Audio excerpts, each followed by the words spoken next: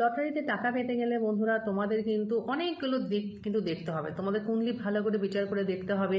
এবং সেখানে তোমার শুভ দিন অশুভ দিন দেখতে হবে, যেটা যে বারে তোমার শুভ বার, যে তারিখ তোমার শুভ বার, তোমার যে লাকি সংখ্যা, তোমার যে শুভ সংখ্যা সেটা দেখতে হবে। এগুলো কিন্তু সব কিছু শুভ দিনক্ষণ দেখে যে যে দিনটা তোমার মানে সাপোর্ট করছে, শুভ করছে, এবং তারপরে কিন্তু দেখতে হবে যে তোমার মানে হঠাৎ অর্থপ্রাপ্তি আছে কিনা,